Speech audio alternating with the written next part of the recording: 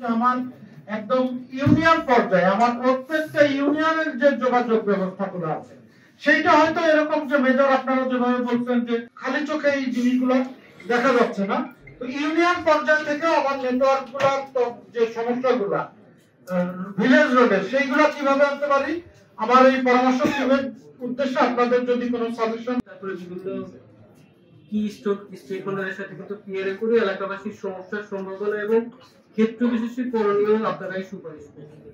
ওইটা কিন্তু আমাদের রিপোর্টে প্রাথমিকভাবে আমরা কিন্তু ওই প্রবলেমগুলো এবং প্রবল কিছু কিছু সলিউশন এবং রাস্তার ক্ষেত্রেও কিন্তু কিছু কিছু জায়গায় আসছে যে অমুক এলাকা থেকে অমুক পাড়া থেকে অমুক পাড়ার রাস্তাটা চওড়া করতে হবে, পাকাকরণ করতে হবে বা স্মুদিং করতে হবে, এই জিনিসগুলো কিন্তু চলে আসছে।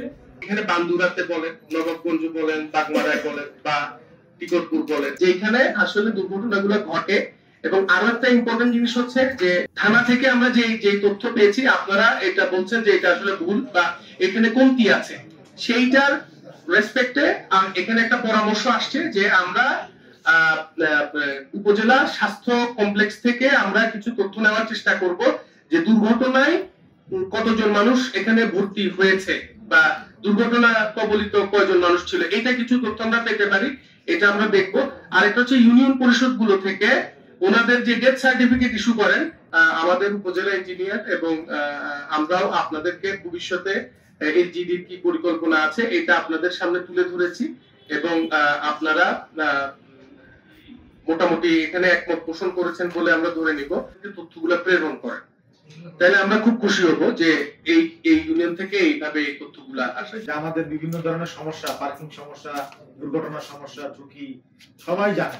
এই দুটো থেকে বের করতে হবে জানা কেন প্রবলেম গুলা তৈরি হচ্ছে এবং কেন প্রবলেম গুলো যাচ্ছে না, এই জিনিসগুলো কিন্তু আমরা বের করতেছি। তো আমরা এই মাস্টার প্ল্যান সারা বাংলাদেশে কিন্তু হচ্ছে না, এটা নবাবগঞ্জে হচ্ছে।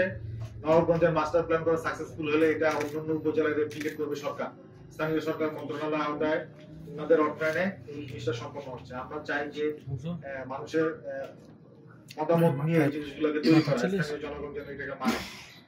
নবাবগঞ্জের একটা বড় চেঞ্জ হচ্ছে, এখানে একটা বড় অর্থনৈতিক অঞ্চল হচ্ছে, সেই অর্থনৈতিক অঞ্চলটা কিন্তু এই মাস্টার প্ল্যানে একটা ইম্প্যাক্ট, এবং এইটা চেঞ্জ হয়ে যাওয়ার কারণে কিন্তু এখন আবার অনেক চেঞ্জ আসবে।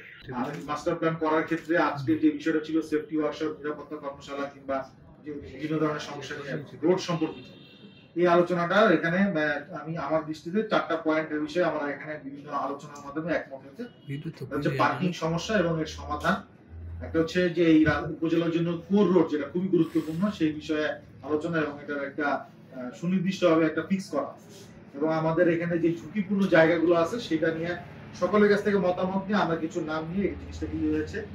আর পাশাপাশি আমাদের অন্যান্য যে সার্ভে গুলো আছে, যত ধরনের সার্ভে, যেমন বর্জ্য ব্যবস্থাপনা থেকে শুরু করে যত ধরনের সার্ভে আছে, জলাবদ্ধতা, সবগুলো সার্ভে রিপোর্ট আমরা আমাদের ওয়েব পোর্টালে দিব। আপনারা এখান থেকে দেখে আপনারা ওই ইমেল অ্যাড্রেসের মধ্যে মতামত দিতে পারবেন। মহাপরিকল্পনা প্রণয়ন এবং মৌলিক অবকাঠামো উন্নয়ন প্রকল্প প্রথম সংশোধিত প্রকল্পের আওতায় নিরাপত্তা কর্মশালায় উপস্থিত সবাইকে আমি ধন্যবাদ জানাচ্ছি যে আপনারা সেই সকাল থেকে ধৈর্য ধরে এই প্রোগ্রামে শুনেছেন এবং আপনাদের মূল্যবান মতামত দিয়েছেন।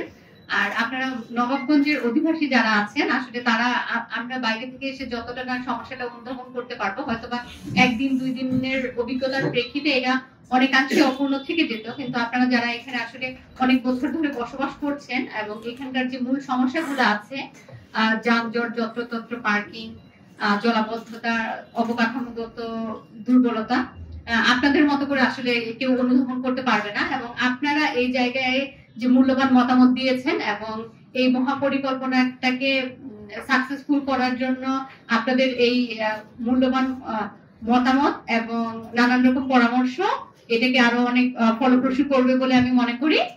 আর আপনাদের যে সকল সমস্যা আছে, সমস্যাগুলো যদি আমরা ফাইন্ড আউট করতে পারি, ইনশাআল্লাহ সমাধান করার ক্ষেত্রে আমরা এগিয়ে যাব।